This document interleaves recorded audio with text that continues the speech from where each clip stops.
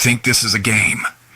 You think this is some kind of a little dance where everybody bows and curtsies and goes home with a participation trophy? Hoo-ah! You are wrong. Dead wrong. We just watched a slaughter. We just watched a man walk into a cage with a lion, thinking he was the lion tamer, and he walked out hamburger meat.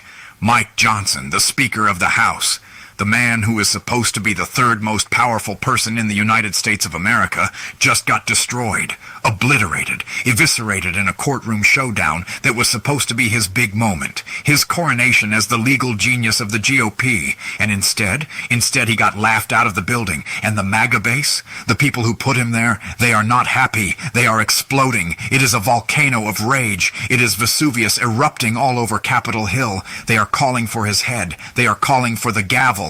They are saying, "You betrayed us, Mike. You went in there and you folded like a cheap suit." And let me tell you something. When the MAGA movement explodes, it makes a nuclear bomb look like a firecracker. Welcome back to Al Pacino Reports. I am your host, Al Pacino. Now, I want you to listen to me and listen close, because I don't like to repeat myself, and I don't like people who waste my time. You see that subscribe button down there? That little red button staring at you? You gotta hit it. You gotta smash it. You gotta show me you're in this fight. Don't sit there on your hands. Act. Be a man. Be a woman. Be a force of nature. Subscribe right now or get out of my sight. Hoo-ah! Okay, let's get into the blood and guts of this thing, because that is what it is. It is a crime scene. Mike Johnson went into that courtroom with a swagger, didn't he? He adjusted his glasses. He straightened his tie. He had his little binder of legal precedents, thinking he was going to school the judge, thinking he was going to overturn the paradigm. He thought because he's a constitutional lawyer that he knows the game,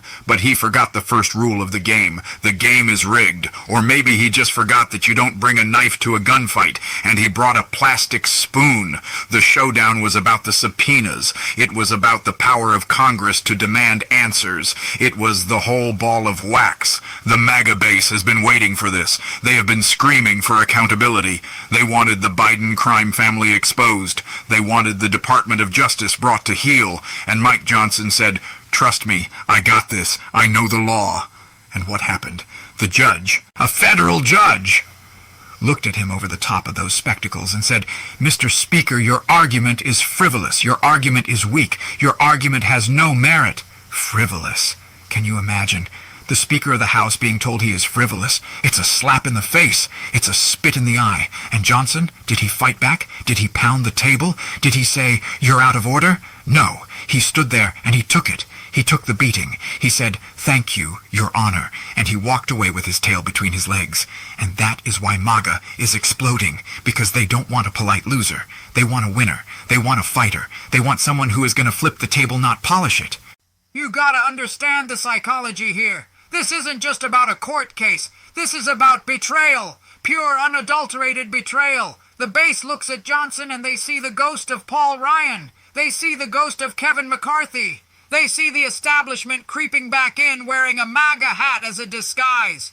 They see a man who talks a big game on Fox News, but when the rubber meets the road, when he is standing in front of a judge appointed by the other side, he crumbles. He melts like ice cream on a sidewalk in July, and they are sick of it. They are tired of sending people to Washington to fight for them, only to watch them turn into swamp creatures the minute they breathe that D.C. air. It's the air. It's toxic. It changes you. It makes you soft. And Mike Johnson, he looked soft today. He looked like he was made of marshmallow. And you can't build a fortress out of marshmallows. The judge tore him apart on standing, on jurisdiction, on separation of powers.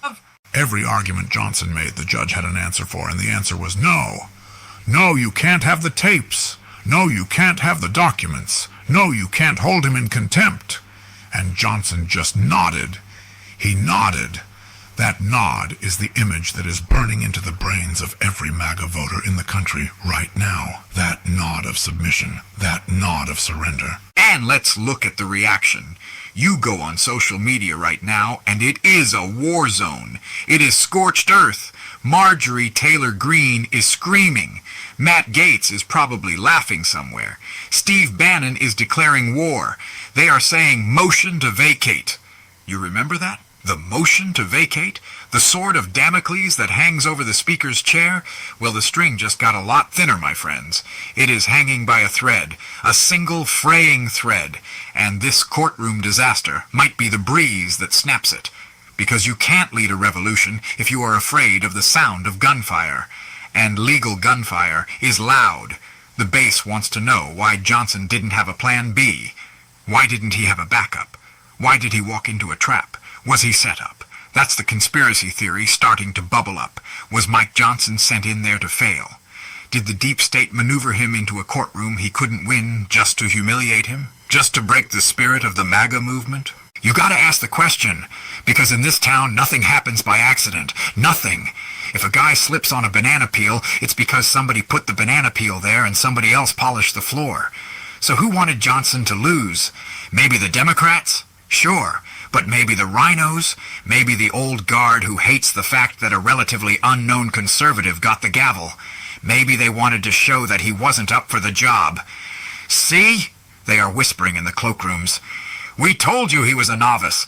We told you he wasn't ready for prime time. And today he proved them right. But let's go deeper. Let's talk about the nature of power. Power isn't just a title. It isn't just a big office with a balcony. Power is the perception of strength. It is the shadow you cast on the wall. And Mike Johnson's shadow just got a lot smaller. When you get destroyed in court, when a judge dresses you down like a schoolboy who didn't do his homework, you lose the fear. Your enemies stop fearing you. And once your enemies stop fearing you, you are finished. You are dead meat. The Democrats are popping champagne right now. They are laughing. They are saying, we broke him. We broke the speaker. And they are going to use this. They are going to use this against every subpoena, every investigation, every bill he tries to pass. They are going to say the court's already said you don't know what you're talking about, Mike. Sit down. And what is he going to say? What is his comeback? But I tried. Trying doesn't count. Trying is for losers. Winning is the only thing that matters. Vince Lombardi said it. Donald Trump says it. Winning. And Mike Johnson is not winning. He is losing, and he is losing bigly. The MAGA explosion isn't just anger, it is grief. It is the grief of a movement that feels like it keeps getting close to the promised land only to be turned back at the border. They thought they had the House. They thought they had the power of the purse, the power of the subpoena. But if the courts block you and your leader doesn't know how to fight the courts, then you have nothing. You have a hollow shell. You have a debating society. And people are starving. They are starving for justice. They are starving for the truth. And they see Mike Johnson as the waiter who dropped the tray. He dropped the food on the floor. And now they are hungry and they are mad. And a hungry mad mob is a dangerous thing. Look at the history. Look at 1776. Look at the French Revolution. When the people feel like the system is rigged and their leaders are incompetent, they don't just write letters to the editor. They storm the Bastille. And right now, the Bastille is the Speaker's office. And what about Trump? What is the Don doing? You know he's watching. You know he's sitting at Mar-a-Lago watching this on the big screen. And what is he thinking? Is he thinking poor Mike? No, he's thinking weakness. He despises weakness. It disgusts him. He likes fighters. He likes guys who punch back. Even if they lose, he likes the fight. But Johnson didn't fight. He engaged in a courtroom showdown, and he forgot to bring the gun. Trump is probably looking at his phone right now, drafting a Truth Social post that is gonna bury Johnson. Disgraceful performance by Speaker Johnson. Should have been stronger. The courts are corrupt, but you have to fight harder. Once that signal goes out, once the king gives the thumbs down, the gladiators in the arena are gonna tear Johnson apart. It's the law of the jungle, and Washington is the wildest jungle on earth. Think about the implications for the agenda, the border, the budget, Ukraine, Israel. Everything is on the line. And if the speaker is crippled, if he is seen as a legal lightweight, how does he negotiate? How does he walk into a room with Schumer or Biden and demand anything? They will look at him and see the guy who got spanked by a district court judge. His leverage is gone. Poof! Vanished into thin air. And that means the MAGA agenda is dead in the water. It means more spending, more open borders, more of the same. And that is why the base is exploding. Because they see the writing on the wall. They see that without a strong leader in the House, they are defenseless. They are naked in the storm. and they blame Johnson for stripping them of their armor. He was supposed to be the shield. He was supposed to be the sword, and he turned out to be a paper tiger. I've seen this movie before. I was in The Godfather. I know how this works. When the Don gets weak, the other families move in. And right now, the other families, the Democrats, the media, the lobbyists, they are moving in. They smell blood. They smell fear. And Mike Johnson smells like fear right now. He smells like a man who knows he is in over his head. He's drowning, and instead of throwing him a life preserver, the MAGA base is throwing him anvils. Here, hold this, and this, and this. Sink or swim, Mike, and he is sinking like a stone. And let's talk about the courtroom showdown itself. The details. The judge was ruthless. They say she interrupted him every 30 seconds. They say she quoted his own past statements against him. That is the ultimate humiliation, being hoised by your own petard. Johnson wrote briefs in the past arguing for executive power, and now he's arguing against it, and the judge caught him. She caught him in a contradiction, and in the legal world, a contradiction is a death sentence. It means you are a hypocrite. It means you have no principles. And for a guy like Johnson, who wears his principles on his sleeve, who talks about his faith and his constitution, that is a mortal wound. It attacks his character. It attacks his soul. And the audience saw it. The courtroom sketches show him sweating. They show him looking pale. They show a man who wants to be anywhere else in the world, but there is nowhere else to go. When you are the speaker, the spotlight finds you. It burns you.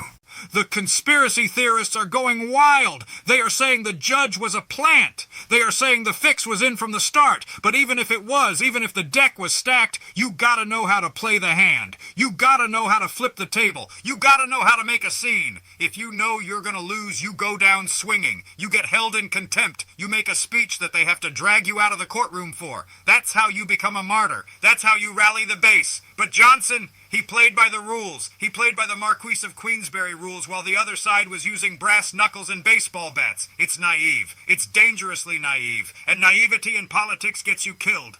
Metaphorically speaking, of course. But your career, your legacy, dead, buried.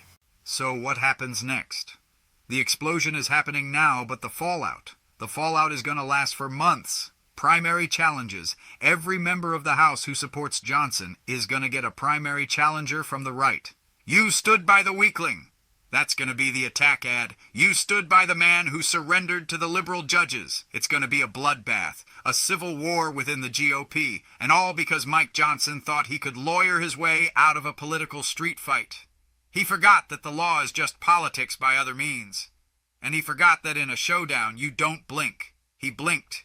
He flinched, and now he pays the price. And don't tell me, oh, it's just one ruling. He can appeal. Appeal? To who? The appeals court? The Supreme Court? By the time that happens, the political damage is done. The narrative is set. The narrative is loser, and you can't appeal a narrative. Once the people decide you are weak, you can lift a truck over your head, and they will say, it was made of styrofoam. It's over. The perception is the reality, and the reality is that MAGA is furious. They feel scammed. They feel like they bought a ticket to a heavyweight fight and watched their guy get knocked out in the first 10 seconds. They want a refund, and the refund they want is Mike Johnson's job. I look at this and I see tragedy. I see a man who maybe is a decent guy, maybe he knows his books, but he doesn't know the street. He doesn't know the gutter. And politics today, it's the gutter. It's the sewer. You gotta be willing to get dirty. You gotta be willing to get slime on your suit. Al Pacino knows about the slime. I played guys who lived in the slime. Tony Montana, Lefty Ruggiero, they knew the score. They knew that the world is tough. The world is yours, Tony said. But you gotta take it. Mike Johnson asked for it nicely. May I please have the world? And the judge said, no, sit down. And he sat down. That is the tragedy of asking for permission when you should be taking command. So where does this leave us? It leaves us in chaos. Beautiful, terrible chaos. The House is paralyzed. The base is in revolt. The leader is wounded, and the sharks are circling. And you know what? Maybe that's how it has to be. Maybe the system has to break before it can be fixed. Maybe Mike Johnson is the sacrificial lamb that wakes everybody up. Maybe this defeat, this humiliation, is the spark that lights the real fire. Because MAGA isn't going away. If anything, this makes them angrier. And anger is energy. Anger is fuel. They will find a new leader. They will find a new champion. Someone who won't nod politely at the judge. Someone who will yell, "Hoo-ah!" and flip the bench over. That is what they are looking for. And Mike Johnson ain't it. So buckle up, folks, because the ride is just getting started. The Courtroom Showdown was just the opening act. The main event is the rebellion, the revolt, the explosion, and you are sitting in the front row. Watch the sparks fly. Watch the careers burn. Watch the panic in their eyes, because this is American politics. It's a blood sport, and today there was a lot of blood on the floor. Mike Johnson's blood, and the MAGA base is looking at it, and they are not feeling sorry for him. They are sharpening their knives, because in this game there is no room for weakness. No room for failure. You win or you die. And today Mike Johnson died a political death. Can he be resurrected? I doubt it. I seriously doubt it. But hey, stranger things have happened. But I wouldn't bet my money on it. I'd bet on the chaos. Always bet on the chaos. Subscribe to the channel! Do it now! Don't make me come over there! I'm watching you! I'm Al Pacino and I'm telling you the truth! The ugly, messy, screaming truth! MAGA has exploded! Johnson is destroyed! And the world keeps turning! But it turns a little faster today, doesn't it? A little hotter, a little crazier. That's how we like it. Hoo-ah!